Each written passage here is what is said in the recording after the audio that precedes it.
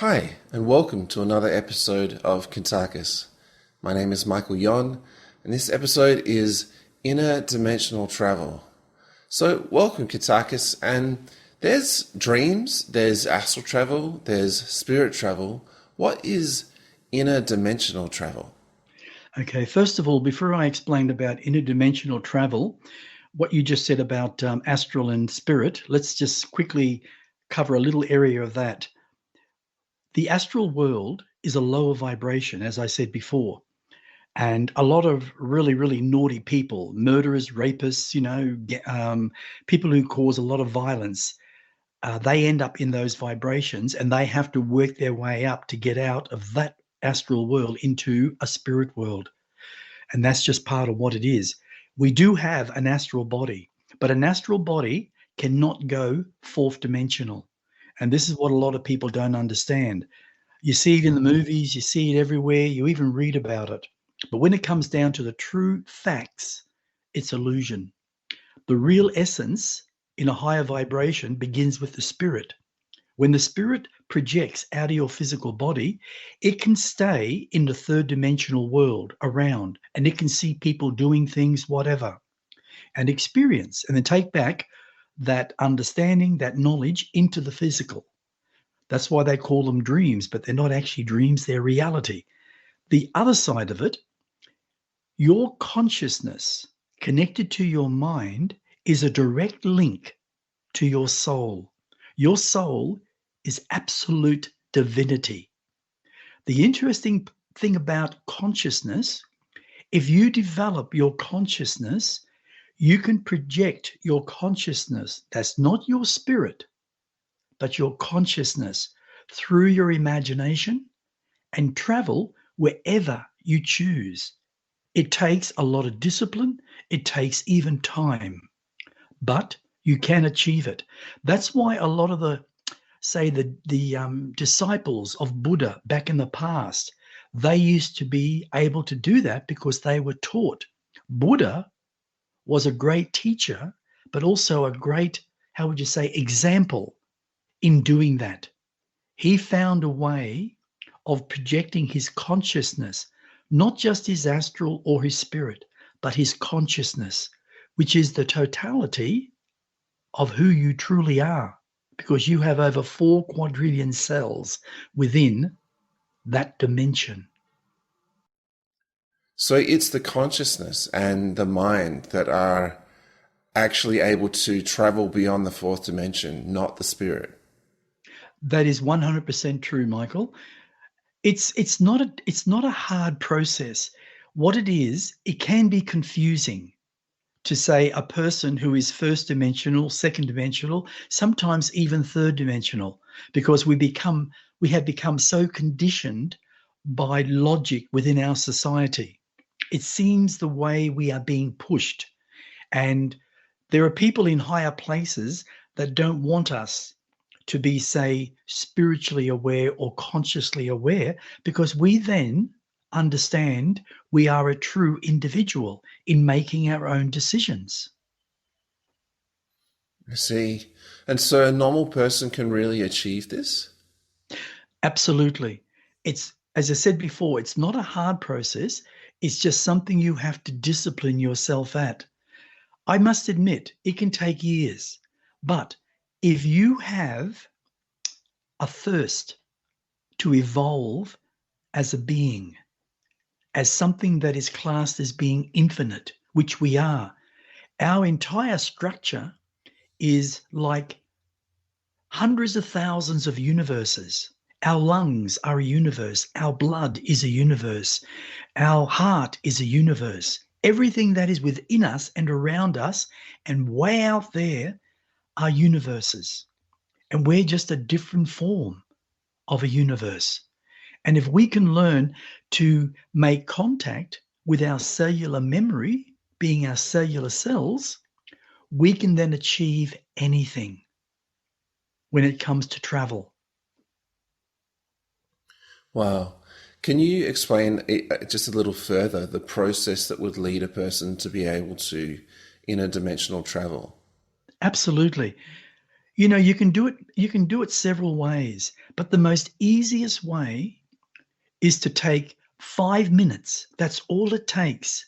5 minutes out of your day, whether it's first thing in the morning, through the day, or in the evening, or when you're in bed, laying down. All you need is quiet. No music, nothing to distract you. And just lay on that bed or sit up against the bed with your legs apart, with your hands just cupped like a cup. And just breathe in 4 or 5 times deeply. And when you exhale, let it go out very slowly and breathe in very slowly. And say in your mind's eye, I am now 100% balanced in all that I am, because I am living consciousness, a part of living energy. Once you do that, you just sit there or lay with your hands over your heart and just breathe. Allow the thoughts to come naturally into your human brain, and they will. They may cause chatter, confusion, or literally prevent you from doing it. But you have to break that barrier. And the more you do it, the easier it will become. Once you achieve that peace, that balance, you can then visualize through your imagination by saying, I place my consciousness within my imagination to create whatever I choose. Then you think to yourself, where would you like to go? But make it simple. Don't make it difficult, because if it becomes difficult, you'll get fed up and you won't do it anymore. And you will miss out on the most amazing conscious growth that you have ever encountered. It is beyond everything to be able to travel beyond this earth consciously in your mind and literally create a vessel that appears physical and literally feels physical, but has no internal organs, where you don't have to eat, you don't have to drink, or you don't have to breathe. You simply are living consciousness in that moment. And you can travel to any world, any multidimensional world, any galaxy. You can travel all over the earth. You can go to China to see what's going on. You can project yourself anywhere. And you are 100% safe if you do it naturally and slowly. But it's not a difficult process. What I said at the beginning, literally lay or sit comfortably and just breathe in, breathe out 4 or 5 times. And then just sit in your silence. And as each, say, chatter comes into your logical brain, say, next, I shelve it. Next, I shelve it. And keep doing that. And just see open space as if nothing exists. And keep projecting yourself in your mind's eye. Project, project, project. And the more you do that, what you'll find is you'll begin to open up to an energy that is much higher in vibration than your third dimensional world. And once you start doing that and you have one little experience, it will push you to do more and more and more. Wow. And so you told me of an amazing experience you had recently, which I believe has inspired this episode. Would you tell us about that now? Yes, I'll give you an outline of it. Yes, it was probably over a week and a half, 2 weeks ago. What I do when I go to bed, I do what I just expressed. I get into bed if I want to be by myself. So I lay there, put my hands over my heart. I fill my whole being with living energy, even though I am living energy. Once that's done, I see myself being projected, and that's what I was doing. Suddenly, out of nowhere, I looked through my third eye and I saw these two beings. And I said, hello. There was no answer. And I said hello again. And I said, "You are very different to what I am used to. Is it me not hearing what you're saying?" Then suddenly there was no voice. It was mind. They were speaking from their mind to mine. And I said, "Yes, I will." Because what they said basically, "Will you come with us? You have been asking for this, and we will show you our world, our universe." And I put both hands out, and one hand each just took me straight out. Now, it wasn't my spirit. It wasn't my astral. It was my living consciousness. And as I began to come out, I could feel that I was forming a body automatically. But I really believe it was them helping me, because they are not a physical being whatsoever, but they can appear to be physical. Suddenly, we were out in space. And they said to me, the one on my left said to me, "We are going to be traveling at a very high speed. In fact, not just one light speed, as you are aware of, it'll be probably around 50. And I just looked at this being. I said, "Wow." And we started to travel so fast. Now, normally I'm used to seeing light going past me, but because we were doing such a tremendous light speed, 50 times more, all I could see on my left and my right were like massive sheets of energy with a gap. How far that gap was apart, to me, it looked like probably 30 centimeters, maybe to say 50 centimeters. And there were hundreds of them. And I couldn't work out what they were as we traveled. And the interesting factor about that travel, I did not feel as if I was moving. And yet, these, what universes they explained to me, were flying past me on the left, flying past me on the right at tremendous speed, but I could still see them. And what they said to me, in between that, was a universe. So what we were doing, traveling at 50 times the speed of light, we were traveling so fast, we were going through those universes so fast, all I could see was a small gap passing through each one. And eventually, the one on my right said, "Can you see in the distance? That looks like a bubble, but it's massive." And we were suddenly there, right against the bubble. And they said, "Touch it." And I did. And it was spongy. They said, "Come through." And I started to feel it, but I felt it difficult to go through it. It was like going through jelly. That's what it felt like. But it was massive. And they helped me, pull me through. And when I came through it, it was like I couldn't hear anything, not a sound, not a peep.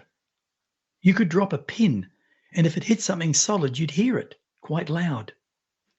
And as we drew closer and closer within that universe, which they explained to me is their universe, I could see unusual buildings, unusual landscape, but no planet whatsoever.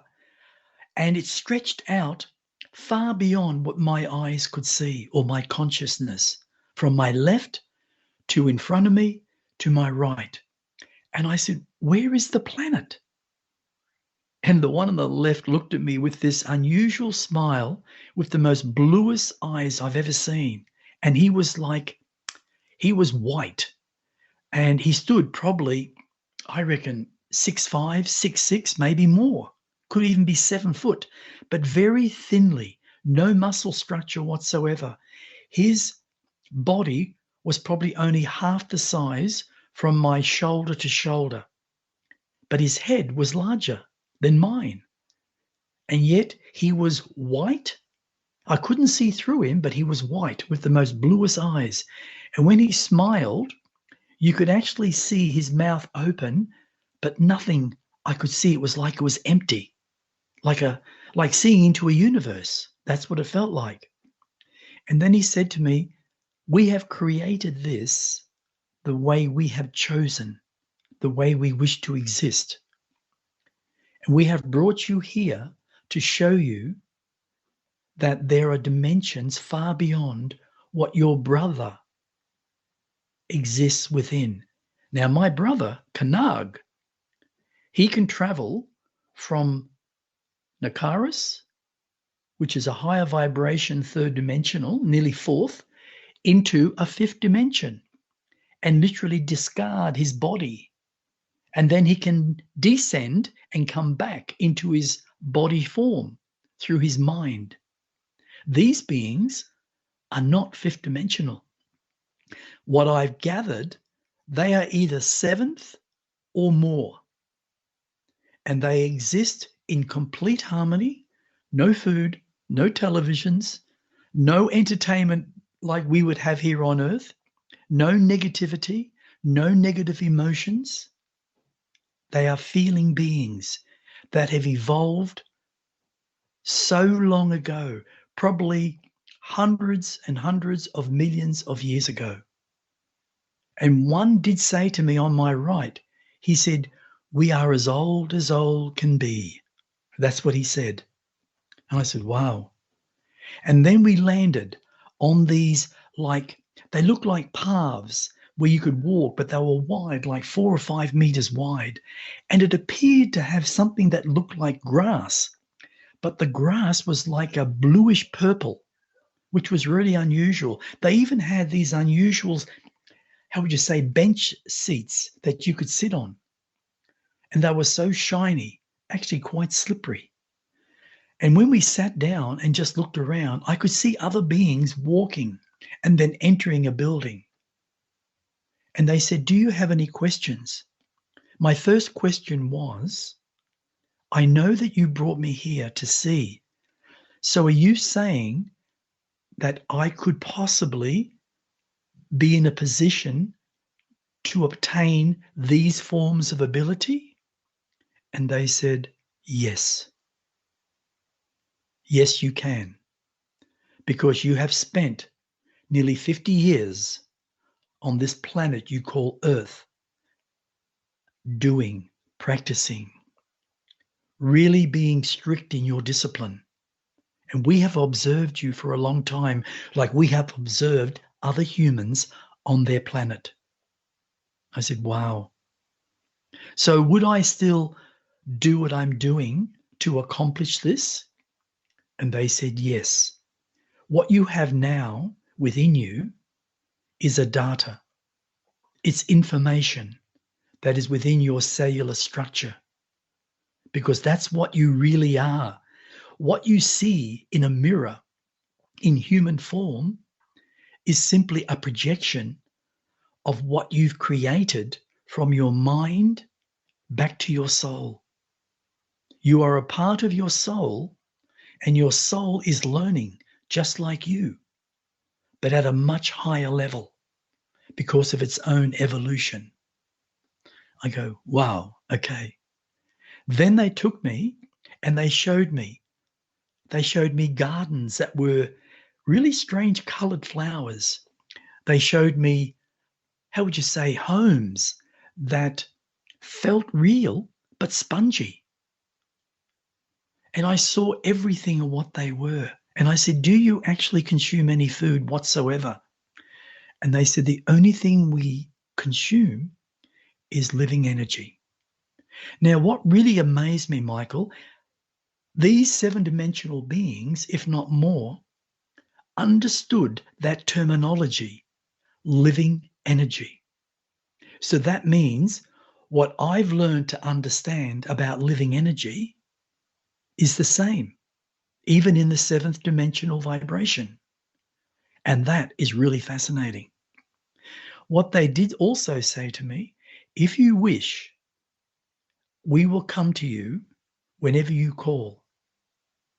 I said, how long would it take? They said, a micro of a second of your time. That's how fast they can interdimensional travel. And they believe that every human on this planet has the ability consciously to do that form of travel if they discipline themselves. But the one thing they have to do is change their diet in a big way, tremendously, to make their body strong. Everything we do at the moment, from the water we drink to most of the food we eat, is aging us terribly and killing our organs and causing all sorts of illnesses and diseases. And it seems that there are those high up in places, I'm talking physical, that want this to actually happen. And then you've got to ask yourself, because I asked the one on my left, I said, why would they do that? And they said, misguided entities in their own understanding. They are greedy, and all they see is greed. Most of your species are higher in vibration than even them. Even though they have all this physical wealth, they do not have the spiritual understanding to even venture into this area. And that's what I found amazing. And we spoke a lot more and a lot more and a lot more. And eventually it was time to bring me back. The travel back was far quicker because I traveled by myself. They literally helped project me, and I ended up back in my body so quick. It was incredible. One of the things that I found interesting in what they are saying is what my father says. There is no distance that cannot be traveled. And I think that's interesting. There is no distance that cannot be traveled. And that can be used in so many ways, from the third dimensional world to a seventh dimensional vibration. Depending on your consciousness, that's what allows you to travel. We get into a car, we turn it up, we put it into gear, and we drive. We get onto a freeway from doing 60 to 100 or 110. That's where our limitations are, because we're in a physical existence learning to go beyond it.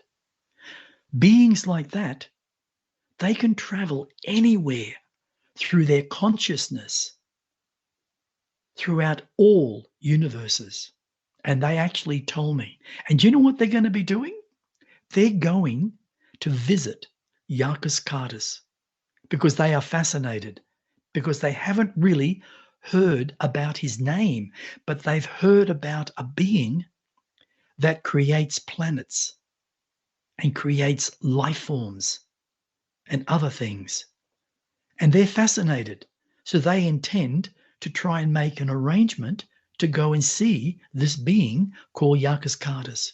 And I found that fascinating. Thanks to you telling them about him. That's right. Exactly. Yeah. So that's really basically the experience like that. I believe you may have said that you asked them to show you their original appearance. Can you go into that? Oh, okay. Their original appearance, it's rather strange. Everything evolves from something. If you took planet Earth, basically all of life began in the ocean, mainly because of the type of minerals that have evolved over hundreds of millions of years. We today lack those minerals because we have become deficient in what we consume. So we don't really progress consciously because we're not putting in the right nutrition to allow us to grow higher in vibration. The interesting factor about these beings, they started off basically just like us, like any other world, any other multidimensional world. But they have always been fairly tall beings, and they've always been very, how would you say, shaped similar to what they are, but never really having, say, a large amount of, say, how would I say this, cellular fat around their bodies like we do on Earth if we overeat because of our emotions. They were more balanced, similar to, say, the Ilias, to, say, Cadiz race, even to the Nicarons. But they evolved a little different. If you look at them directly, they would stand, as I said, 6'5", maybe slightly taller, very thinly built. They had the same color texture on their skin when they were physical as we did. They were very different in their organs. Again, they only had one lung.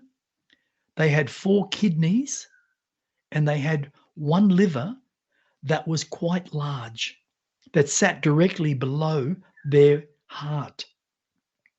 Their muscle structure never had much appearance, and yet if they lifted something, they were strong. It's very much like, say, some of the greys. The greys don't have fatty tissue on their body because of what they consume and where they travel. Those creatures, those beings that we're talking about, they also were similar. They didn't have, say, broad upper arms with muscle structure, and yet they were quite strong. And they were very, how would you say, very much into science and technology. But the interesting factor about their civilization, they understood the principle, like the Nicarons. They understood that you can't develop a society completely physical in logic without your spiritual essence in the knowing.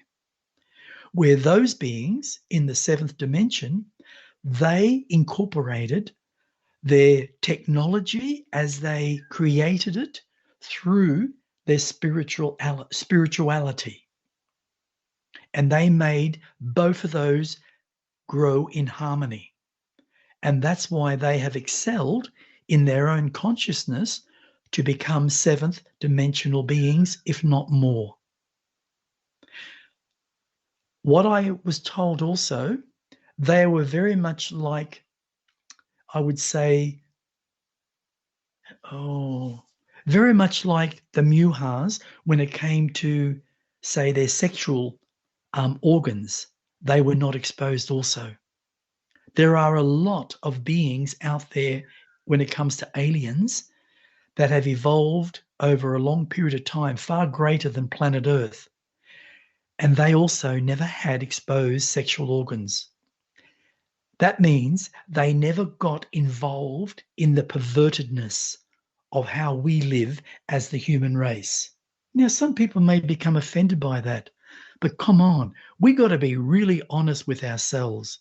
If we look around how humanity is and how perverted they are when it comes to pedophilia, that's pretty sick. Where a lot of these societies never got involved into that way of life. So that was interesting. So that's pretty well it on that case. And so you had been putting it out there to experience this exact type of experience, hadn't you? Oh, yes, 100%, Michael. I believe 100% that we, as a species, human, we have to learn how to raise our own consciousness. How would you say? In a way that will allow us to evolve much faster than what we are doing now. We are literally being retarded by those, say, elite criminals who are holding us back so we don't grow. They want us to be more like zombies. And in time, you'll find that the human race, in a very large portion, could become like zombies where they don't make their own decisions. All decisions are made for us. There are so many people that have spoken the truth high in those places of the elite that want to depopulate the world. Our own, how would you say, pineal gland is so encased in fluoride That's what fluoride does. That's why fluoride was put in water 30 years ago, because they found out that it will literally encase our pineal gland, that allows us to be in tune with outer universes.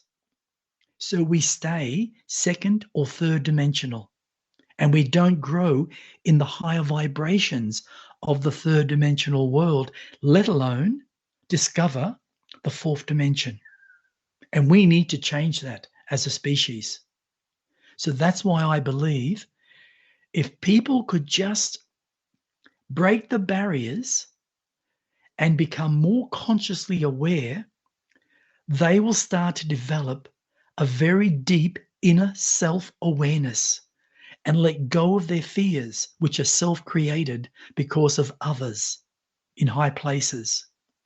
We are being corrupted and kept down, and that is not the way to grow, say, in evolution. And we need to change that, and we can. We are all capable of doing it. Hmm.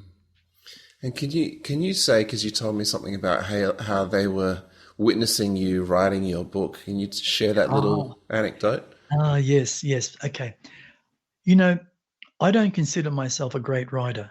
I don't consider myself, how would you say, great in grammar. I don't consider my English brilliant.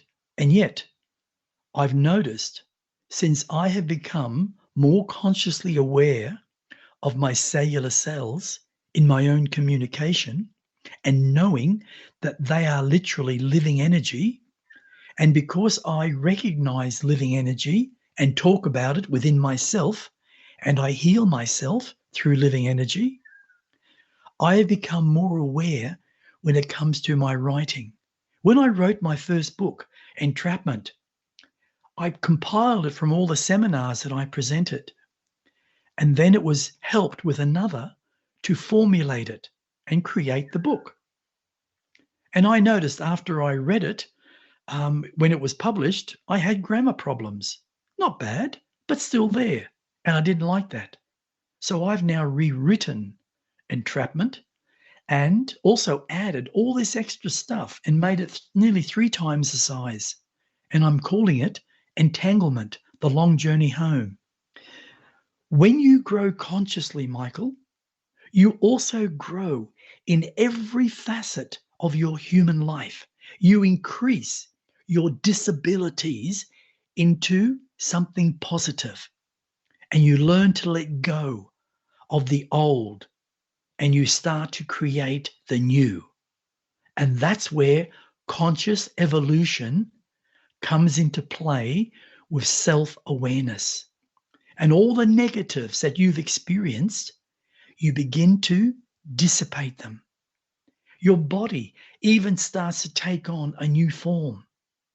Your logic is fighting to want to stay up there with consciousness because it now has a brighter path to follow.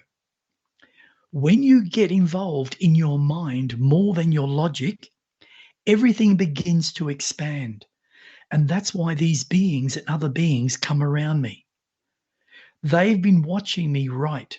Even when I wrote my first fiction book with a strong touch of reality called The Dream Assassin Volume 1, it was so much improved. And they were watching and watching and watching. They were amazed themselves in how I formulated 90 characters within that book and did all the dialogue for the whole 90 characters with a storyline with description, which most authors don't do. They'll write a book, but not a lot of dialogue. And a lot of books that I've read where there is dialogue in those books are a little confusing to find out, well, who was that character? Who was that character? Well, I made sure that I created it in a way where every person on this planet can read that book with simplicity, because that's how life should be. And I've created even the font in, say, black, so it is a separate from the description and also the storyline, so it's easier to read. Now, the interesting factor is when I started writing The Dream Assassin Volume 2, I noticed what an amazing change I had in my own consciousness when it came to writing reality. The reality that I put into that fiction book is going to really help wake up a lot of people with the character that I created called Mystical Man, because he's the magician that is limitless. And the things that he actually expresses will help awaken people who read it. It will literally plant a seed. And that's my objective, to plant a seed of truth. So it opens up their truth to their reality, that there is so much more than what we literally see with our human eyes. When I project out of my body, say spiritually, in my spirit form, I can now enter the fourth dimension, which is the spirit world. And I can go up different levels of consciousness and create so much. I've created a building, and I've expressed this to you, that stands nearly 300 foot tall, that I created every facet of that building over a 5-year period, maybe longer. And when I created and manifested it, it is manifested out of living energy. And yes, I'm probably being a little overboard here. I'm trying to bring that manifestation which exists in spirit world and will never dissipate unless I allow it. No one can dissipate that building except me. Now, if we look at that movie I was talking to you about before called Doctor Strange, where you see this Grand Master flick her fingers and you see buildings twisting, buildings changing, buildings going underground, coming up. Well, that's supposed to be created within, say, the astral world. They call it the astral world. Well, you can't do that. And as I explained to you before, that is the astral world where people who are mass murderers, mass rapists, really violent people go into that vibration when they pass from their physical life. That's why it's so important in your physical life to grow your consciousness, to become aware fully of your imagination, and to know who you are 100%. You are so far beyond the human flesh as a conscious being that you are divinity within itself. And if you learn to express that, those type of words, you eventually become it. And your evolution will take such a hike, it will literally soar up the ladders. And you will be able to do things that will amaze you. And just think of it. Today, we pass on our genetics to our children. And most of the time, there are percentage-wise, at least 85% to 90%, a lot of negative characteristics that will go into that child, be it a girl, be it a boy. That's because we as parents have experienced so much negativity that it is instilled within our cellular memory. And when we decide to have a child, from the father, it's passed through the sperm. From the mother, it's passed through the blood. And it goes into that child. And that child will become a clone in so many ways of either the father or the mother or both. That's where we have the responsibility right now in this moment to change ourselves and to let go of all the hurts, of all the negative experiences that we have created and have been placed upon us. Once we learn to dissolve that, we begin to live and make our decisions as an individual. And we can learn then to go beyond our body, and we can learn to inner dimensional travel. And that's why these beings came to me to show me the reality of it. And the funny thing is, I've already done it at least 4 or 5 times, where I've actually gone back to my own home world, Nakaris, and I've sat with my brother and my father having Pasaki purple tea and having great discussions. So anyone can do it if they are willing. It's not madness, it's reality. Just like when you go down to a shop and you buy some fruit, that is your reality. You hand over the money or a card, you buy the fruit, you pay for it. When you travel consciously into another vibration, another world, that is you in your reality as a higher thinking being beyond your logic. And all is possible, Michael. Wow. Thank you, Kuntarkis, for all that you've shared. That was quite amazing.